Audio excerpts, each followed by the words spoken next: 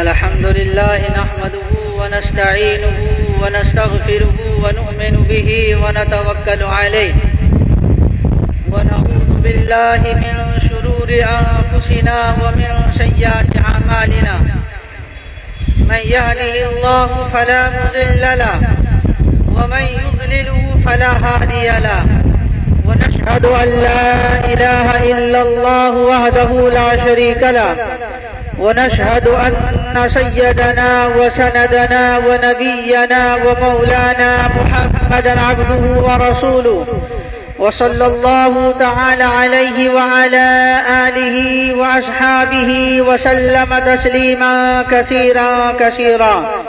أما بعد، فقد قال النبي صلى الله عليه وسلم: الناس كلهم هالكون إلا العالمون، والعالمون كلهم هالكون إلا العاملون، والعاملون كلهم هالكون إلا المخلصون، والمخلصون على خطر عظيم، أو كما قال عليه الصلاة والسلام. جب سر میں ہوائیں طاعت تھی، سرسبز و شجر امید کا تھا.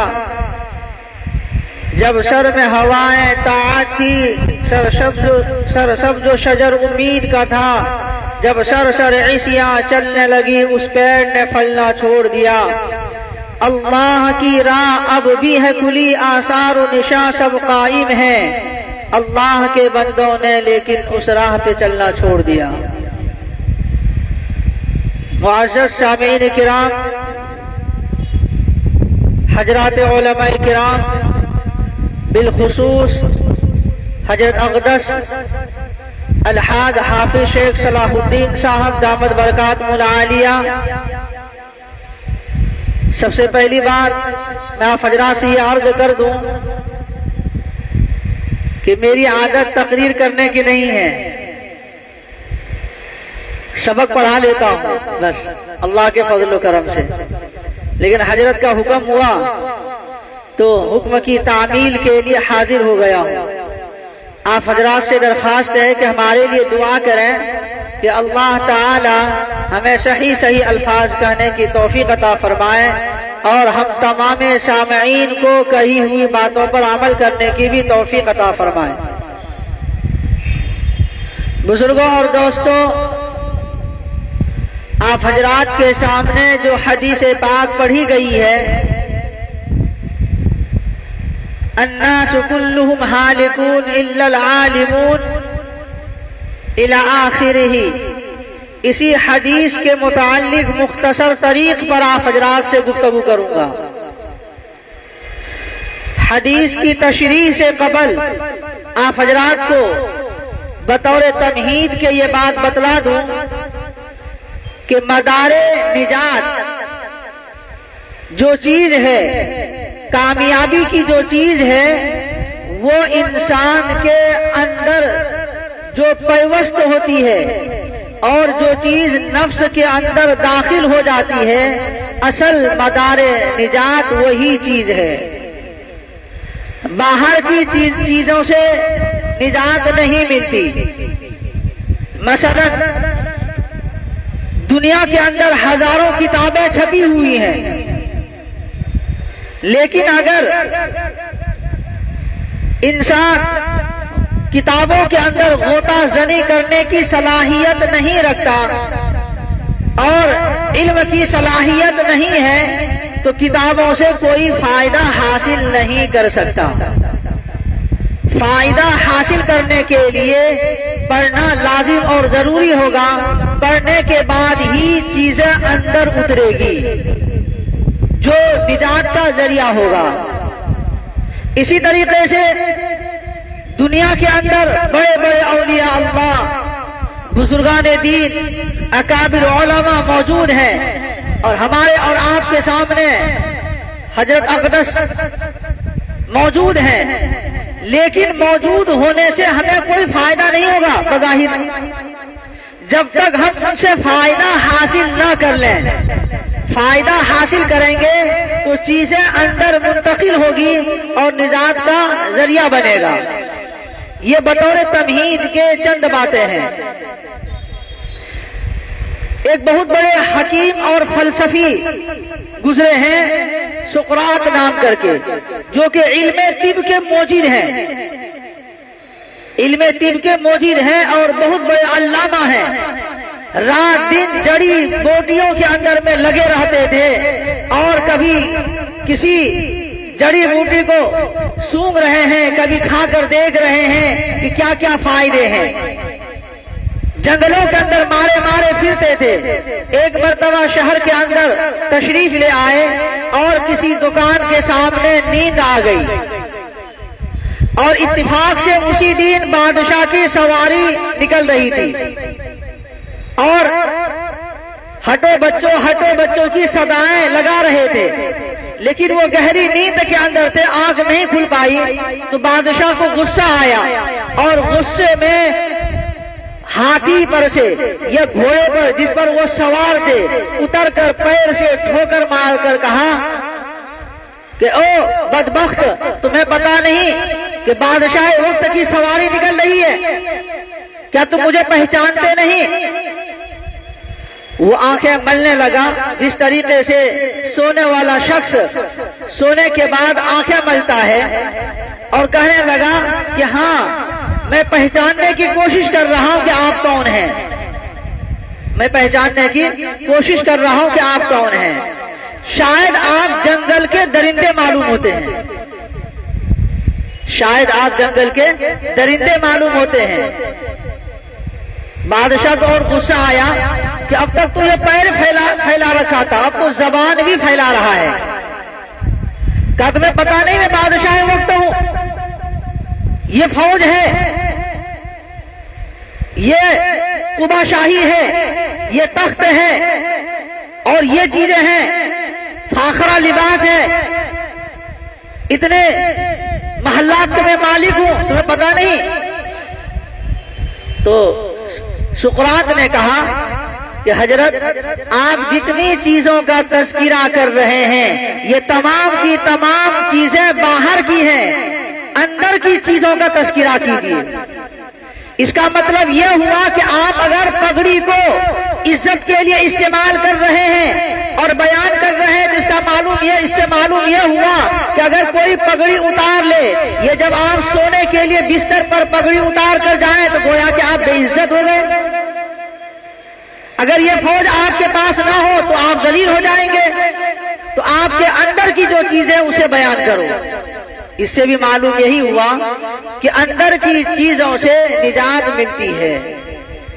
اسی طریقے سے ایک اللہ والا کسی راستے سے گزر رہے تھے اور ایک مالدار آدمی، متکبر آدمی سینہ نکال کر، سینہ ابھار کر متکبرانہ چال چل رہا تھا، پیر رکھتا کہیں تھا، پڑتا کہیں تھا۔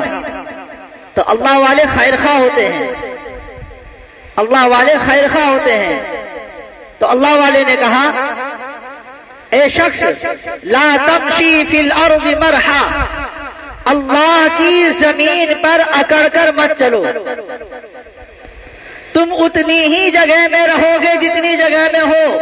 انک لن تخرق الارض ولن تبلغ الجبال طولا، تم زمین کو نہیں پھاڑ ڈالو گے، تم اتنی ہی جگہ میں رہو گے جتنی جگہ میں ہو، تو خواہ مخواہ مصیبت کیوں مول لے رہے ہو؟ تو اس شخص نے کہا کہ آپ ہمیں جانتے نہیں، پہچانتے نہیں میں کون ہوں؟ کہا ہاں ہاں، اگر کہو تو میں بتاؤں آپ کون ہیں؟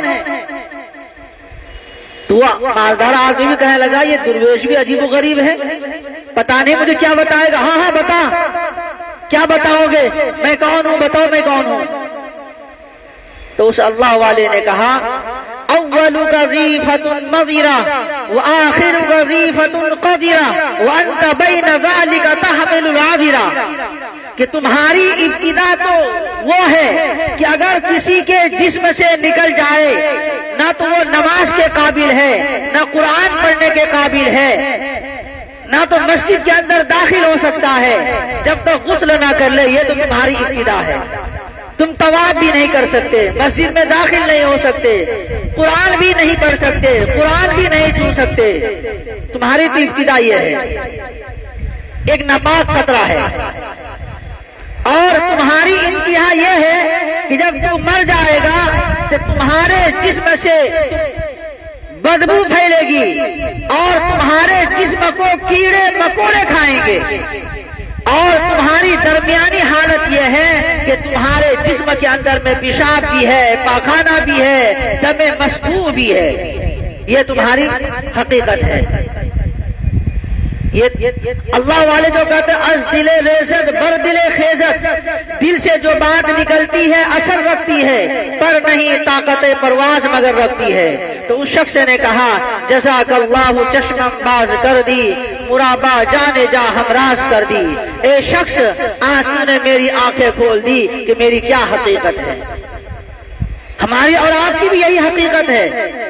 جب ہماری حقیقت یہ ہے تو ہم کس چیز پر اترائیں؟ تو ضرورت ہے کہ اپنے اندر نجات کے جو ذرائع ہیں ان چیزوں کو اپنے اندر داخل کریں۔ علامہ رومی رحمت اللہ علیہ ایک بہت بڑے اللہ والے گزرے ہیں، علامہ رومی رحمت اللہ علیہ، جنہوں نے مثنوی لکھی ہے فارسی کے اندر میں، اور بڑے اللہ والے ہیں۔ انہوں نے ایک واقعہ لکھا ہے کہ ایک چینی اور ایک رومیوں اور چینیوں کے درمیان آپس میں لڑائی ہو گئی۔ رومیوں اور چینیوں کے درمیان اس بات میں لڑائی ہو گئی کہ ہم سب سے بڑے دستکار اور صناع ہیں، ہم سب سے بہترین ماہر ہیں ہر اعتبار سے۔ دونوں اسی چیز کا دعویٰ کرنے لگے۔ تو کہنے والوں نے کہا کہ بھائی اس طریقے سے لڑائی کرنے سے بات بننے ہی نہیں جب تک کسی تیسرے کو داخل نہ کر لیں۔ ہوتے ہوتے یہ بات بادشاہ تک پہنچی۔ بادشاہ نے کہا کیا بات ہے؟ رومیوں نے کہا کہ ہم زیادہ صناع اور دستکار ہیں، اور چینیوں نے کہا کہ میں زیادہ صناع اور دستکار ہوں۔ کہ بھائی دعوے سے تو بات بنے گی نہیں، تم دونوں اپنے فن کا مظاہرہ کرو، اپنے فن کو دکھاؤ، اس کے بعد میں فیصلہ کروں کہ کون زیادہ صناع اور دستکار ہے، کون پاس ہوگا کون پاس نہیں ہوگا۔ الغرض بادشاہ نے ایک ہال تیار کروایا اور بیچ کے اندر پارٹیشن ایک دیوار حائل کروا دیے، اور کہا کہ اس طرف تم اپنا صناع اور دستکاری دکھاؤ اور اس طرف یہ دکھائیں گے۔ تو چینیوں نے دیوار پر پہلے پلاسٹر کیا، پلاسٹر کرنے کے بعد میں تمام پھول اور پودے اس دیوار کے اندر میں تمام نقش و نگار بنا دی، جس سے دیوار بہت خوبصورت لگنے لگی۔ اور رومیوں نے یہ کیا کہ دیوار پلاسٹر کرنے کے بعد میں دیوار کو مانجنا شروع کر دیا، دیوار کو مانجنا شروع کر دیا، اور دیوار آئینہ بن گئی، شکل ہو گئی۔ پھر دونوں نے کہا اور کچھ نہیں کیا، پھر دونوں نے کہا ہم اپنا اپنا کام کر چکے ہیں، بادشاہ آپ ہمیں نمبر دے دیجئے کون زیادہ دستکار اور صناع ہیں۔ تو بادشاہ نے کہا کہ پردہ ہٹا دو۔ اب وہ دیکھ کر حیران ہو گئے کہ جو نقش و نگار سامنے ہیں وہی ادھر بھی ہے۔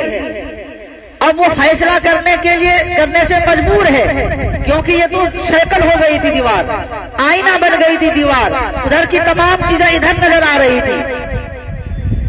اب وہ فیصلہ کرنے پر مجبور ہو گئی کہ فیصلہ کیا کروں۔ پھر غور سے دیکھنے کے بعد معلوم یہ ہوا کہ ادھر رومیوں کی طرف جو ہے ادھر چکناہٹ اور خوبصورتی زیادہ ہے دیوار کی وجہ سے۔ کیوں؟ اس لیے کہ انہوں نے اپنی دستکاری دکھائی تھی، اور انہوں نے جو کمالات دکھائے تھے وہ تمام کمالات کو انہوں نے چھین لیے۔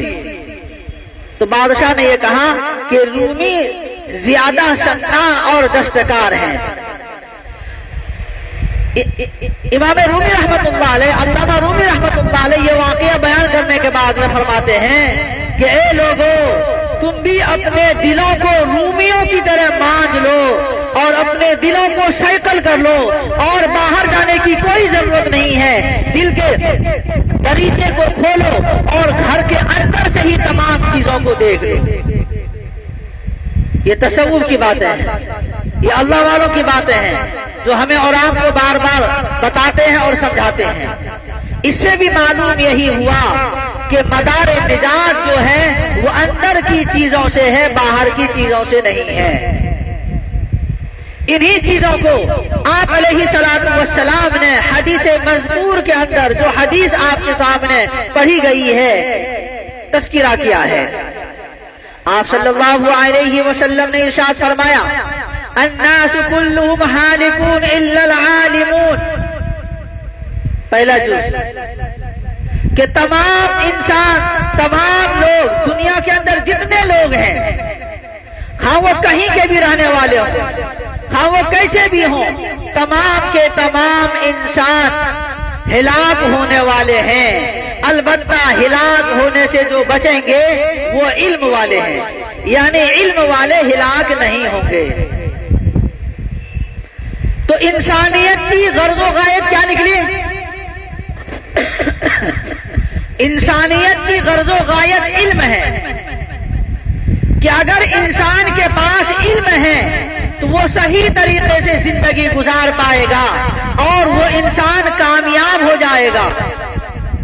علم کے بغیر انسان کی زندگی ادھوری ہوتی ہے، علم کے بغیر صحیح طریقے سے زندگی کا راستہ طے نہیں کر سکتا۔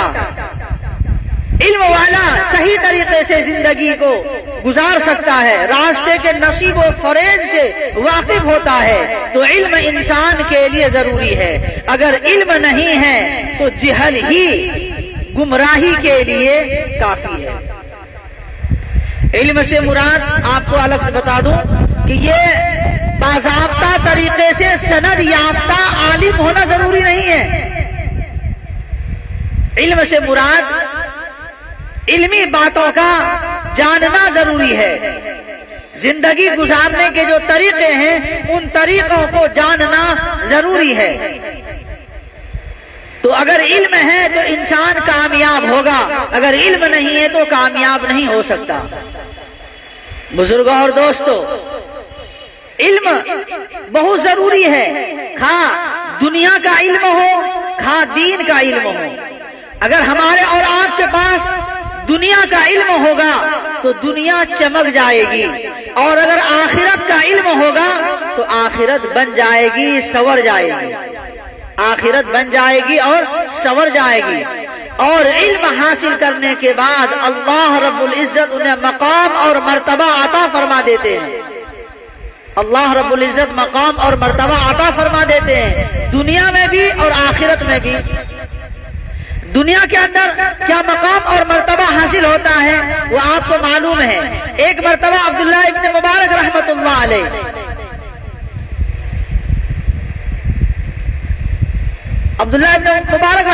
علیہ بغداد تشریف لے جا رہے تھے اور ساتھ میں مریدین بھی تھے۔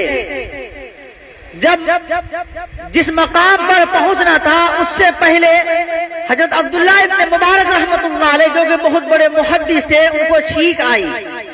چھینک آنے کے بعد میں حضرت عبداللہ ابن مبارک رحمت اللہ علیہ نے کہا الحمدللہ، تو تمام مریدین نے کہا یرحمک اللہ۔ تو یرحمک اللہ کہنے کا اس قدر آواز ہوئی اور شور ہوا کہ بادشاہ ہارون الرشید جو شاہی برج کے اندر تشریف فرماتے، انہوں نے خطرہ محسوس کیا کہ شہر کے فصیل میں، شہر کے باہر کوئی ڈاکو، کوئی لٹیرا یا کوئی حملہ کرنے والا تو شہر کے اندر میں نہیں آ گیا۔ تو لوگوں کو بھیجا کہ دیکھ کر آؤ کیا ماجرا ہے، کیا حالات ہیں۔ معائنہ کرنے کے بعد بتلایا کہ شہر کے اندر عبداللہ ابن مبارک رحمت اللہ علیہ تشریف لا رہے ہیں، یہ ان کی آواز ہے۔ تو ہارون الرشید کی بیوی نے کہا کہ آپ کہتے ہیں کہ میں بہت بڑا بادشاہ ہوں، اصل بادشاہ تو یہ علماء کرام ہیں، یہ علم والے ہیں جو دلوں کے اوپر حکومت کر رہے ہیں۔ یہ علم کا حال دنیا کے اندر اور آخرت کے اندر اللہ کیا مقام عطا فرماتے ہیں۔ شرح آفاق کتاب معرف القرآن کے اندر مفتی شفیع صاحب نور اللہ مرقدہ، سابق شیخ صدر المدرسین دارالعلوم دیوبند اور مفتی اعظم پاکستان وہ ایک روایت نقل کرتے معارف القرآن کے اندر کہ اللہ رب العزت قیامت کے دن علماء کرام سے فرمائیں گے کہ میں نے تمہارے سینے کے اندر اپنا علم و حکمت اس لیے داخل نہیں کیا تھا کہ میں تمہیں عذاب دوں. میں تمہارے سینے کے اندر اپنا علم و حکمت اس لیے داخل نہیں کیا تھا کہ میں تمہیں عذاب دوں. آخرت کے اندر میں بھی مقام اور مرتبہ ہوگا. اس لیے بزرگوں اور دوستوں، کامیابی حاصل کرنے کے لیے علم کا ہونا نہایت ہی ضروری ہے. لیکن یاد رکھیں، علم آ جانے کے بعد میں گھمنڈ اور تکبر کرنے کی کوئی ضرورت نہیں ہے. علم آ جانے کے بعد کوئی یہ سوچے کہ میرے پاس علم ہے، میں تو کامیاب ہو گیا، میں تو ہلاکت سے بچ گیا. آگے سنیے اللہ کے نبی علیہ الصلوۃ والسلام کیا ارشاد فرماتے ہیں، وَالْعَالِمُونَ كُلُّهُمْ هَالِكُونَ إِلَّا الْعَامِلُونَ، کہ دنیا کے اندر جتنے بھی علم والے ہیں تمام علم والے ہلاک ہونے والے ہیں. اگر ہلاک سے بچیں گے، ہلاکت سے بچیں گے تو اپنے علم کے اوپر عمل کرنے والے بچیں گے. محض کوڑا علم نجات کے لیے کافی نہیں ہے. تو علم کی غرض و غایت کیا ہے؟ علم کے اوپر عمل کرنا. انسانیت کی غرض و غایت علم ہے اور علم کی غرض و غایت علم کے اوپر عمل کرنا ہے. اگر علم والا اپنے علم کے اوپر عمل نہیں کرتا تو سود مند نہیں ہے. کیوں؟ ایک اصول ہے، الشیء اذا خلا عن الغایۃ لغا، کہ جب شے اپنی غرض و غایت سے خالی ہوتی ہے تو وہ چیز لغو اور بیکار ہوتی ہے. علم حاصل ہو گیا، علم کے اوپر عمل نہیں ہے تو کوئی فائدہ نہیں. مثلا کوئی گھوڑا خریدے اس لیے کہ میں اس پر سواری کروں گا، اور گھوڑے کے اوپر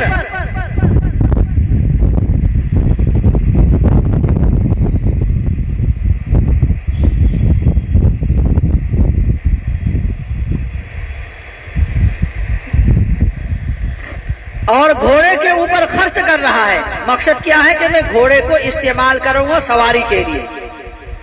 لیکن جب مالک گھوڑے پر بیٹھے تو بدکنے لگے اور لات مارنے لگے تو وہ مالک گھوڑے کو قتل کر دے گا یا بیچ دے گا، استعمال نہیں کرے گا.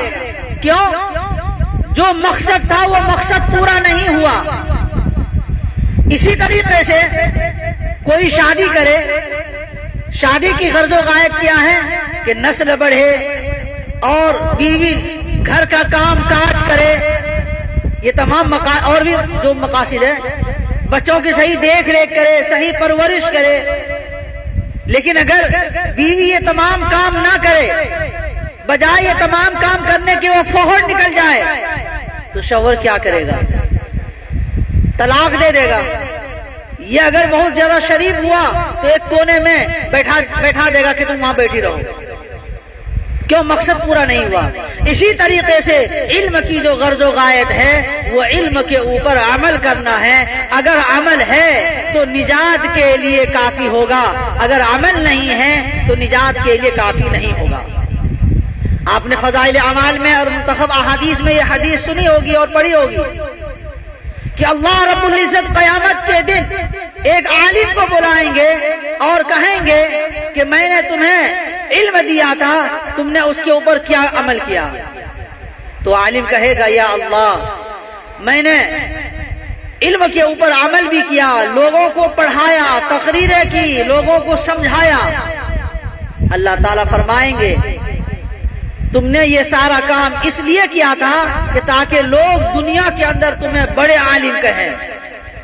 سو کہا جا چکا، حکم دیا جائے گا کہ منہ کے بل گھسیڑ کر جہنم کے اندر پھینک دیا جائے. تو علم محض پورا علم کام نہیں آیا جب تک علم کے اوپر عمل نہ کیا جائے.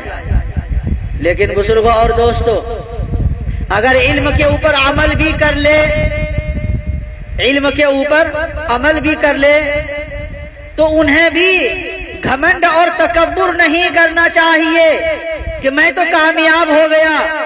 आगे आप अलैहिस्सलातु वस्सलाम जो इरशाद फरमाते हैं उसे गौर से सुनने की जरूरत है। आप अलैहिस्सलातु वस्सलाम फरमाते हैं वल आमिलून कुल्लुहुम हालिकून इल्लल मुखलिसून, कि दुनिया के अंदर जितने भी इल्म के ऊपर अमल करने वाले हैं वो तमाम अमल करने वाले हिलाक और बर्बाद होने वाले हैं। अगर हिलाकत और बर्बादी से अगर कोई बचना चाहे तो उस अमल के अंदर इखलास पैदा करने की जरूरत होगी, लिल्लाहियत और इखलास पैदा करने की जरूरत होगी।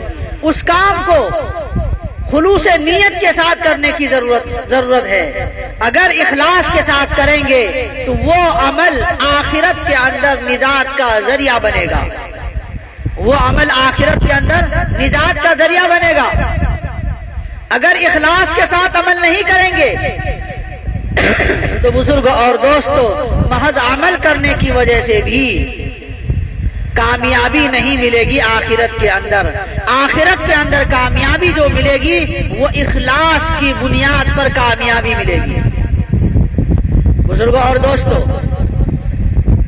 इखलास, नमाज के अंदर भी इखलास, रोजे के अंदर भी इखलास की जरूरत है, सदक़े के अंदर भी इखलास की जरूरत है। आप अलैहिस्सलातु वस्सलाम ने इरशाद फरमाया मन सल्ला युराई फकद अशरका, कि जिसने लोगों को दिखाने के लिए नमाज पढ़ी उन्होंने शिर्क किया। मन तसद्दक़ा युराई फकद अशरका, जिसने लोगों को दिखाने के लिए सदका दिया उन्होंने शिर्क किया। मन सामा युराई फकद अशरका, जिन्होंने लोगों को दिखाने के लिए रोजा रखा उन्होंने शिर्क किया। तो लिहाजा अमल को भी खुलूस के साथ करना जरूरी है। अगर खुलूस के साथ करेंगे तो निजात के लिए काफी होगा। जो हदीस आपके सामने अभी आलिम वाली हदीस बयान की गई, आखिर में यह भी है कि एक मालदार को भी बुलाया जाएगा और मालदार से कहा जाएगा कि मैंने तुम्हें बहुत ज्यादा माल और दौलत से नवाजा, तुमने क्या किया? वो कहे या अल्लाह, हमने अल्लाह के रास्ते में खूब लुटाया, मस्जिदों में दिया, मदरसों में दिया, बेवाओं को दिया, यतीमों को दिया, जरूरतमंदों को दिया। अल्लाह फरमाएंगे तुम झूठ बोलते हो, तुम इसलिए खर्च कर रहे थे ताकि लोग तुम्हें सखी कहें, सो तुम कहे जा चुके। अब फिर हुक्म दिया जाएगा कि मुंह के बल घिसेड़ कर जहन्नम में फेंक दिया जाए। फिर एक शहीद को बुलाया जाएगा, उनके सामने भी नियामतों को बयान किया जाएगा कि मैंने तुम्हें तंदुरुस्ती अता फरमाई थी, मैंने तुम्हें ताकत दी थी, तुमने क्या किया? या अल्लाह, मैं आपके रास्ते में लड़ा, यहां तक कि शहीद हो गया। अल्लाह फरमाएंगे इसलिए अल्लाह के रास्ते में लड़ा था ताकि लोग तुम्हें बहादुर कहें, तुम बहादुर कहलाए जा चुके। लिहाजा फिर हुक्म दिया जाएगा कि मुंह के बल घिसेड़ कर जहन्नम में फेंक दिया जाए। ये काम कितने बड़े बड़े काम हैं। इल्म का हासिल करना और माल को अल्लाह के रास्ते में खर्च करना, अल्लाह के रास्ते में जिहाद करना कितना ऊंचा मकाम है। लेकिन ऊंचा मकाम होने के बावजूद बगैर इखलास के साथ किया हुआ काम अल्लाह के यहाँ मकबूल नहीं हुआ। लेकिन अगर कोई मामूली काम कर ले और इखलास के साथ करे तो अल्लाह के यहाँ वो अमल मकबूल होता है, अल्लाह के यहाँ वो अमल मकबूल होता है। आपके सामने मकबूलियत के बारे में बतलाता हूं कि 3 दोस्त एक मर्तबा सफर कर रहे थे। कुछ दूर अभी रास्ते ही में थे कि तेज बारिश हो गई। बारिश होने के बाद में तीनों दोस्तों ने मशवरा किया अब क्या करें, मेरे पास कोई सामान भी नहीं है कि हम बारिश से छुप जाएं। सामने ये एक गार है, हम तीनों उसी गार के अंदर में बारिश से बचने के लिए छुप जाते हैं। अलगर्ज तीनों छुप गए और बारिश तेज होने की वजह से एक बड़ा भारी पत्थर ऊपर से लुढ़क कर गार के मुंह کے اوپر آ کر گرا اور غار کا منہ بند ہو گیا۔ اب تینوں بہت پریشان ہوئے، کیا کریں؟ مادی چیزیں اب کچھ بھی نہیں ہیں، 1-2 دن کا کھانا ہے، اس کے بعد تو ہم لوگ گھٹ گھٹ کر مر جائیں گے، اب کیا کریں؟ تو آپس میں مشورہ کرنے لگے کیا کرنا چاہیے۔ تو ایک دوست نے کہا کہ مادی چیزیں ہمارے پاس اب کچھ بھی نہیں ہیں، البتہ آپس میں ہم لوگوں نے وہ کام جو اللہ کے لیے کیا ہے اس کام کا اللہ سے واسطہ دے کر سوال کریں اور اللہ سے درخواست کریں کہ یا اللہ میں نے جو یہ کام کیا ہے اس کام کے اگر اس کام کے اندر میں اخلاص تھا تو اس اخلاص کی برکت سے غار کا منہ کھول دیجئے اور پتھر کو ہٹا دیجئے۔ الغرض ایک شخص کھڑا ہوا اور کہنے لگا یا اللہ میں ایک مزدور آدمی تھا اور ہماری امی تھی اور ہمارے بچے تھے، میں بکریاں چرایا کرتا تھا، ایک دن میں بکریاں چراتے ہوئے دور نکل گیا، جب واپس آیا تو والدہ سو گئی تھی اور میرا معمول یہ تھا کہ دودھ نکالنے کے بعد سب سے پہلے میں دودھ اپنی امی کو پلاتا تھا، بچنے کے بعد میں بچوں کو پلاتا، پھر بیوی کو پلاتا، پھر دودھ بچ جاتا تو میں پی لیتا، نہیں بچتا تو فاقہ کر لیتا۔ تو ایک دن میں دیر سے پہنچا، والدہ سو گئی تھی، میں دودھ لے کر کھڑا رہا کہ جب والدہ نیند سے بیدار ہو جائیں گی اور دودھ کا مطالبہ کرے گی تو میں دودھ پیش کر دوں گا۔ وہ تقریباً 12-1 بجے کے بعد آنکھ کھلتی ہے اور آواز لگاتی ہے دودھ، تو میں نے گھبرا کر دودھ پیش کر دیا۔ اے اللہ اگر اس عمل کے اندر میں اخلاص تھا تو اس عمل کی برکت سے یہ پتھر ہٹا دیجیے۔ حدیث کی کتابوں میں آتا ہے کہ 1/3 حصہ پتھر ہٹ گیا، غار کا 1/3 حصہ منہ کھل گیا اخلاص کی وجہ سے۔ پھر دوسرا شخص کھڑا ہوا، کہنے لگا یا اللہ میں بہت غریب انسان اور مزدور ہوں، اور میری ایک چچا زاد بہن تھی جو بہت ہی زیادہ خوبصورت تھی، میں اس پر فریبتا ہو گیا تھا، لیکن چونکہ میں غریب تھی اور وہ مالدار تھی، شادی نہیں ہو سکتی تھی، میں ایک مرتبہ تنہائی میں جا کر ملا اور اپنی خواہش پوری کرنے کے لیے میں نے کہا تو چچا کی بیٹی نے کہا کہ ٹھیک ہے 1000 پاؤنڈ لا کر تم مجھے دو تو میں اس کام کے لیے تیار ہو جاؤں گی۔ تو میں سالوں سال کمایا اور جب میرے پاس 1000 پاؤنڈ جمع ہو گئے تو میں نے تھیلی کے اندر میں لے جا کر پیش کر دیا اور میں نے کہا اب انکار کی کوئی گنجائش نہیں ہے۔ تو میری چچا کی بیٹی نے کہا اتق اللہ، اے شخص اللہ سے ڈر، اے شخص اللہ سے ڈر۔ جب یہ الفاظ میں نے سنا تو سننے کے بعد میں وہ تمام پیسے میں نے وہیں پر چھوڑ دیے اور میں اس کام سے بچ گیا اور اس کام سے میں دور رہا۔ اے اللہ اگر اس کام کو میں نے چھوڑا تھا تو صرف آپ کی وجہ سے چھوڑا تھا، اگر اس عمل کے اندر میں اخلاص ہے تو اے اللہ اس اخلاص کی وجہ سے غار کا منہ کھول دیجئے۔ حدیث کی کتابوں میں آتا ہے کہ 1/3 اور پتھر ہٹ گیا، گویا کہ 2/3 حصہ کھل گیا۔ پھر تیسرا شخص کھڑا ہوا، کہنے لگا اے اللہ میں بھی ایک غریب انسان ہوں، میرا ایک دوست کہیں سفر پر جا رہا تھا، انہوں نے مجھے 100 روپیہ دیا، 100 روپیہ بطور امانت کے دیا کہ تم اسے استعمال کر لینا، خرچ کر لینا، جب میں مانگوں گا دے دینا، اجازت بھی دے دی۔ اور امانت کے بارے میں مسئلہ یہ ہے کہ جب کوئی شخص کسی کے پاس بطور امانت کے کوئی چیز رکھے تو بعینہ اسی چیز کا لوٹانا لازم اور ضروری ہے، بعینہ اسی چیز کا لوٹانا لازم اور ضروری ہے۔ اگر اجازت دے دے کہ تم اسے استعمال کر سکتے ہو، جب میں مانگوں تم دے دینا، تو اب استعمال کرنے کی اجازت ہے، دوسرا پیسہ یہ کوئی بدل کر دے سکتے ہیں۔ تو انہوں نے کہا میں پھر اس 100 روپے سے کاروبار کیا، بکری خریدی، بکری سے بکری خریدی، پھر گائے، بہت جائیداد اور مال میرے پاس جمع ہو گئے اور میں نے کھیت کھلیان بھی لے لیے، اور تقریباً 15-20 سال کے بعد میں وہ شخص میرے پاس آیا اور کہنے لگا میرا 100 روپیہ واپس کر دو۔ تو میں نے کہا یہ تمام زمین جائیداد کوٹھی بنگلے تمہارے ہیں، یہ پیسے اور تجوریاں تمہاری ہیں، تم لے لو۔ کہنے لگے مجھ سے مذاق مت کرو، میں نے تو 100 روپیہ دیا تھا، 100 کا مطالبہ کر رہا ہوں۔ کہ نہیں، اسی 100 روپے کی بدولت یہ تمام چیزیں ہیں۔ بہرحال تمام چیزیں دے دیے، جس طریقے سے پہلے وہ فقیر تھا دوبارہ پھر فقیر ہو گیا۔ اے اللہ، اگر اس عمل کے اندر میں اخلاص ہے تو اس اخلاص کی وجہ سے پتھر کو ہٹا دیجئے۔ حدیث کی کتابوں میں آتا ہے کہ پتھر ہٹ گیا۔ یہ معمولی کام ہے، لیکن معمولی کام کے اندر بھی اگر اخلاص ہو تو اس عمل کو اللہ قبول فرماتے ہیں، اس لیے اخلاص ضروری ہے۔ لیکن بزرگوں اور دوستو، اخلاص کے ساتھ عمل کرنے کے بعد بھی اطراحت اور گھمنڈ کے اندر مبتلا نہیں ہونا چاہیے۔ آگے آپ صلی اللہ علیہ وسلم ارشاد فرماتے ہیں والمخلصون علی خطر عظیم، کہ اخلاص والے بہت بڑے خطرے میں ہیں۔